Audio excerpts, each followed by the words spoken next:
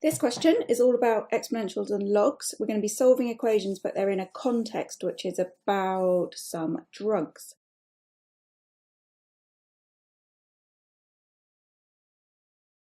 The context doesn't actually make the maths any more difficult. You just have to kind of pick out from all these words what equations we're going to be solving, and that's particularly difficult here in part B. But if you can understand part B, then part C becomes a lot more simple because it's basically the same thing. And essentially, so long as you don't make up any rules of maths, then this doesn't go too badly. You don't need to know that much. You just need to know your rules of logs and indices.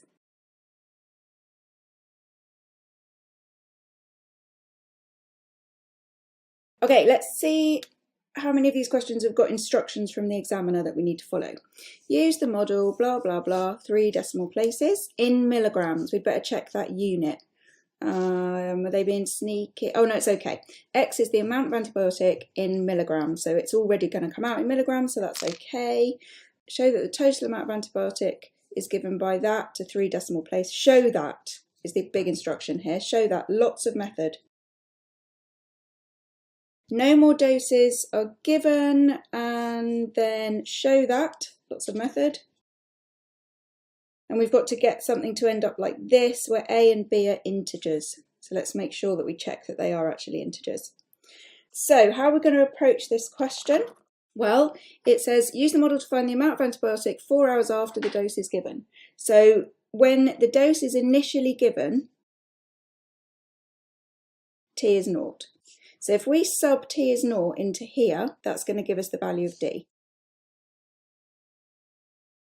Okay, and then we are going to sub in, is it hours? Are they doing a sneaky thing with hours and minutes? T is the time in hours. No, it's okay. So we're going to sub in T is 4. That doesn't sound too difficult, does it? Right, a second dose is given. Now, the important thing here, this is the key to the whole question, is to separate out dose 1 and dose 2, and don't try and merge them into one thing. So here's dose 1 is going in and then going down, and then dose 2 is going in and going down. And the difference between the two is that this one was given 5 hours later. So if I'm at a particular point in time, so I come in the room and bang, I want to know how much drug you've got in your system, then I need to know how much time has elapsed from your second dose. So that might be this amount of time. But that means from your first dose, an extra 5 hours has elapsed because you had this one 5 hours earlier. So if this is time 3, then this will be time 8.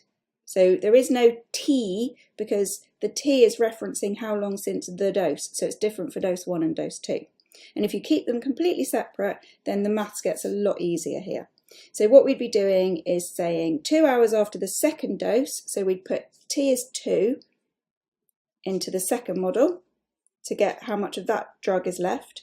And we'd put T is 7 into the first model, because that drug has been in there 5 hours plus 2 hours.